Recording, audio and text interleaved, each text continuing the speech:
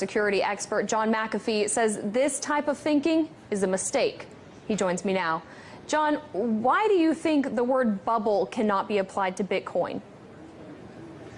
Well, first and foremost, Bitcoin is not a fiat currency. It costs over $1,000 to create a Bitcoin today in electricity and computing costs. Second, the value of Bitcoin is linked to the number of users and the number of transactions.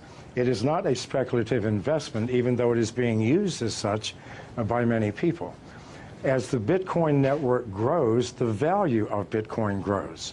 As people move into Bitcoin for payments and receipts, they stop using US dollars, euros, Chinese yuan, which in the long term devalues these currencies.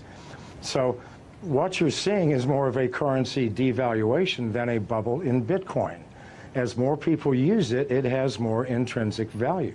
And again, the cost of producing a Bitcoin increases with the value of the Bitcoin. So this is not something that we're pulling out of thin air. This is something that's created with massive amounts of electricity and computing power.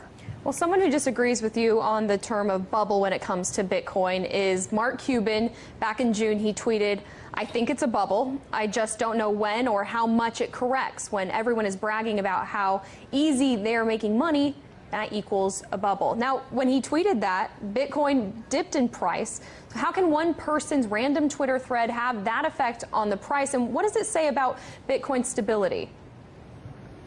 Well, it says nothing about Bitcoin stability. After it dropped $500, it's now at 44. So these temporary fluctuations are meaningless, created by speculators, people who do not understand the fundamental technology of the blockchain. Those who do know that in the long term, these fluctuations will make no difference. The more people who use Bitcoin, the more valuable it will become. This is the only metric we can use. Now, Bitcoin and blockchain go hand in hand, but blockchain's ability to track financial transactions in a way that is incorruptible, it gives it infinite amount of uses outside of the original purpose of using it for Bitcoin. Do you see blockchains overtaking certain aspects of the financial system as we know it now? It will take over all aspects. People think that Bitcoin or the blockchain is owned by someone, by a company or by a consortium. No, this is strictly a mathematical formula that nobody owns, that we are all participating in. And we use the blockchain for everything from fixing supply chain problems in corporations to verifying the authenticity of the sender and receiver in a financial transaction. It is the most powerful technology that the world has seen, I believe, since the invention of agriculture. Now, John, we've showed our viewers Bitcoin's rise just in the past month, and we can show it to them again if it's up there.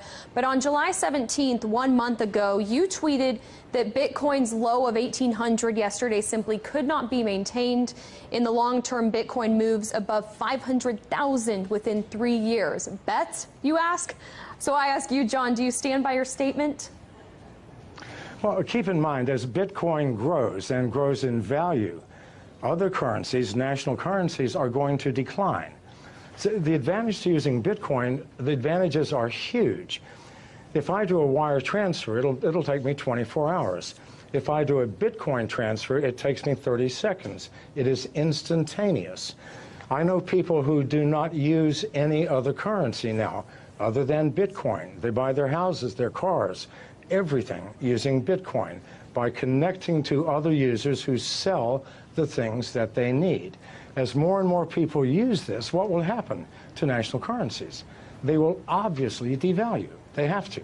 So that 500,000 includes a massive devaluation in the US dollar, which absolutely has to come if Bitcoin continues to grow at its current rate. Well, it's certainly a community effort, and the Bitcoin community and for other cryptocurrencies, it's only growing. John McAfee, founder of McAfee Incorporated, thank you so much for your thoughts today.